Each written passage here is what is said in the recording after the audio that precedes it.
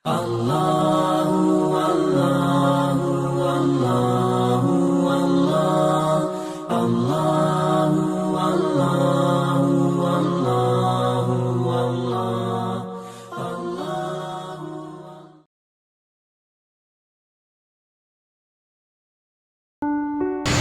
Assalamualaikum warahmatullahi wabarakatuh. Alhamdulillah wa syukurillah, la haula wa la quwwata illa billah. Asyhadu an la ilaha illallah wahdahu la syarika lah wa asyhadu anna Muhammadan abduhu wa rasuluhu la nabiyya ba'da. Amma ba'd.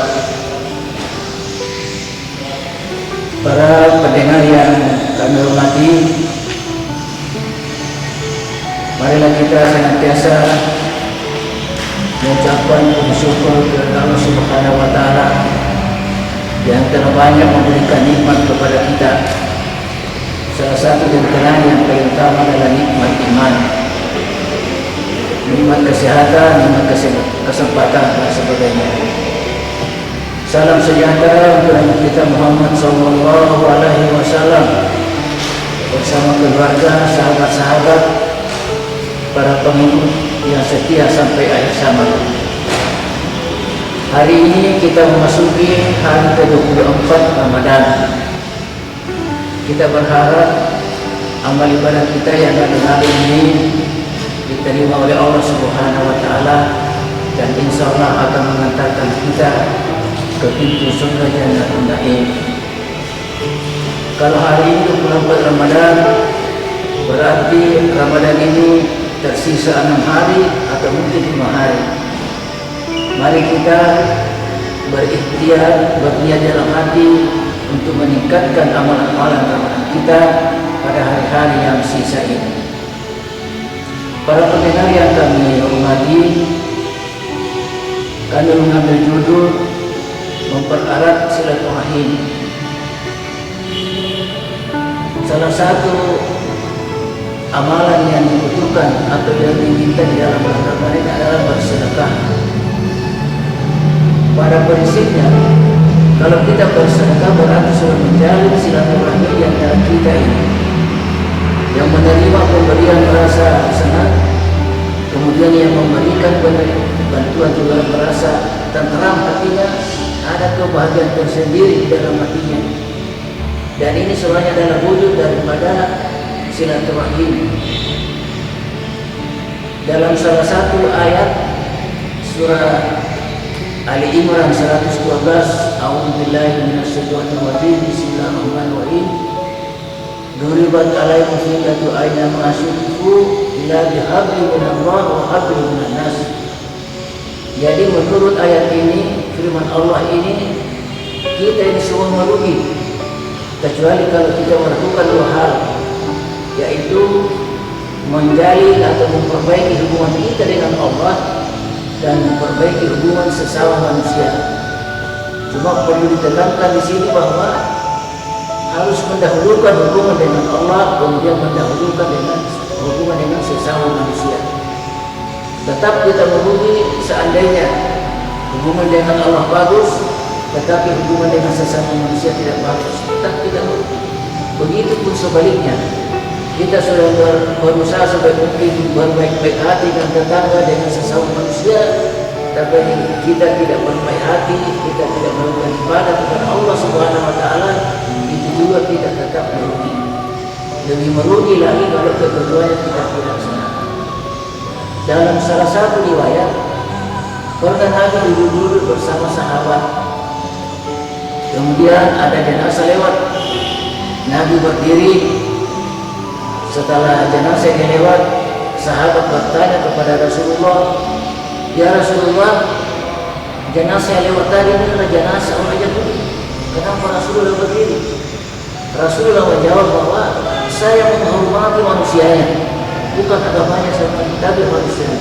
Ini adalah bentuk silaturahim yang telah ditentukan oleh kita Muhammad SAW dengan tidak dengan tidak memperhatikan, dengan tidak mementingkan apakah dia muslim atau non muslim, tidak memperhatikan apakah itu bangsa Arab atau bukan bangsa Arab. Ini yang perlu kita laksanakan di tengah-tengah kehidupan kita dalam kehidupan sehari-hari ini, bahwa bersilaturahim itu adalah dengan sesama manusia, sepanjang itu bersifat kemanusiaan atau bersifat keduniaan. Tetapi kalau sudah menyangkut agama, lakum dinakum waliyakum, lakum dinakum, agamaku, agama saya. Jadi dalam melaksanakan silaturahmi ini yang perlu kita perbaiki, bahwa bukan hanya kepada kerabat, bukan hanya kepada sesama muslim, tetapi kepada sesama manusia. Karena begitu ayat ini menjaga hubungan dengan sesama manusia. Untuk menunjang ayat ini ada hadis yang saya ingin sampaikan yang diriwayatkan oleh Bukhari Muslim. Hadis itu berbunyi, "Man kana yu'minu billahi wal yawmil akhir wal yuhsin ila jarihi." Siapa yang, kalau kita yang mengaku beriman dan percaya adanya hari akhirat, kita harus berbuat baik kepada tetangga.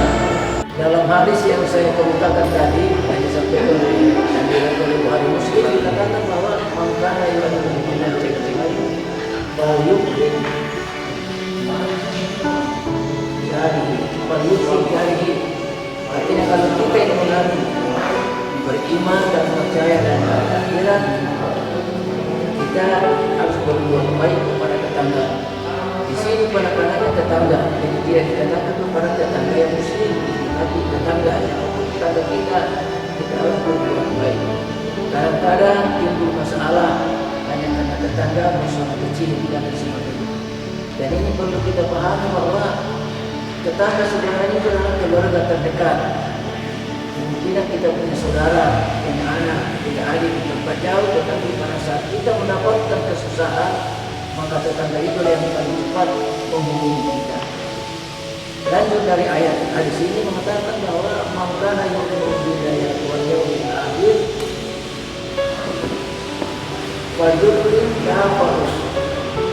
Siapa yang mengaku beriman, kita semua mengaku beriman dan percaya dengan akhirat, kita berkatan artinya memuliakan tamu.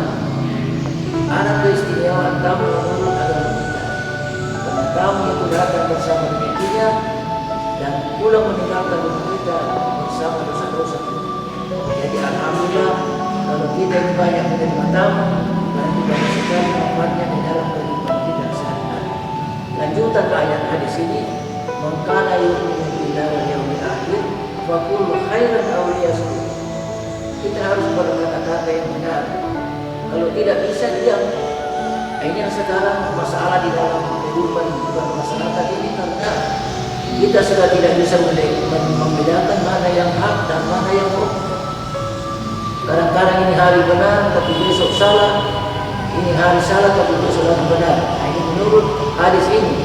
Jadi jauh sebelumnya agama Islam sudah menyampaikan kepada kita untuk berkata-kata yang benar. Saya menyampaikan satu kata-kata hikmah dari orang tua kita di dalam bumi sini, maka itu mengatakan bahwa ulau memperoleh salah tidak bicara. Artinya lebih tinggi nilainya itu diam daripada berbicara. Kalau pada hal-hal yang tidak tertentu, tapi kalau pada hal tertentu tentu kita diharapkan banyak berbicara. Misalnya pengadilan dan lain sebagainya, itu dimungkinkan kita menyampaikan atau menyampaikan sesuatu seluas-luasnya. Tapi kalau memang tidak ada pembicara yang tidak makanya lebih baik diam. Ini bagus kalau bulan Ramadan ini kita kurangi seperti itu, baru kita ganti dengan tadarus Al-Quran, zikir-zikir, mumpung masih ada akhir, masih ada 5 hari barangkali atau 6 hari di Ramadan, baru ayat masuk kepada itu. Para pendengar yang saya hormati, adalah yang dicontohkan Rasulullah. Sebelum Nabi menjadi Rasul, pada waktu menuju Gua Hira dari Mekah ke Gua Hira itu dituntut oleh seorang penduduk Mekah yang bukan Muslim. Ini kembali lagi kita menyadari bahwa sebenarnya pergaulan itu tidak membatasi pada Muslim atau Muslim sepanjang itu tidak menyangkut akidah. Tetapi kalau menyangkut akidah maka agama saya. bisa dicampur baur. Tapi kalau sepanjang kemanusiaan kita bisa saling membantu. Mungkin ada misalnya di luar desa ada saling membantu memperbaiki rumah atau memperbaiki selokan dan lain sebagainya. Dalam satu riwayat juga dikatakan pernah Nabi menyampaikan kepada istrinya, kalau kamu ini memasak, perbanyak kuahnya. Minimal kuahnya itu yang diberikan kepada tetangga.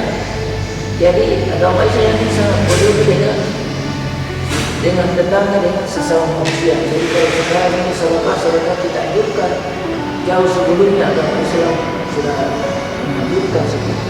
Jadi kalau kuahnya cukup, maka itu saja yang diberikan kepada tetangga. Itulah ini Islam, sehingga Islam yang ini penuh kedamaian, penuh persaudaraan di antara kita, dan banyak contoh yang telah kita baca. Tetapi pada kesempatan yang singkat ini cukup mungkin itu yang saya sampaikan, bahwa Rasulullah berdiri menghormati satu jenazah bukan karena Yahudinya tetapi karena manusianya. Begitu juga Nabi kita Muhammad SAW sebelum menjadi Nabi dituntut oleh penduduk Makkah menuju Madinah yang bukan Islam. Kemudian di dalam kehidupan sehari-hari beliau menyampaikan kepada istrinya supaya kalau memasak memperbanyak lauknya dan lauknya itu bisa dibagi kepada tetangga. Dan inilah sedekah yang perlu kita tingkatkan di dalam bulan Ramadan ini. Alhamdulillah sekarang ini organisasi semua memberikan perhatian serius, apalagi di dalam karena situasi corona ini banyak orang yang hilang pekerjaan, yang hilang penghasilan, ini yang tidak perlu bantu, meskipun bantuan itu tentu jauh dari yang cukup, tetapi paling tidak ada perhatian kepada sesama manusia di dalam mengurangi beban kehidupannya. Saya kira ini yang bisa saya sampaikan. Mudah-mudahan penyampaian saya ini ada hikmah, ada berkah, ada manfaat dan tambahan bagi saya, dan tentunya perlu kita amalkan di tengah-tengah kehidupan kita dalam sehari-hari. Wabillahi taufiq wal hidayah. Assalamualaikum warahmatullahi wabarakatuh.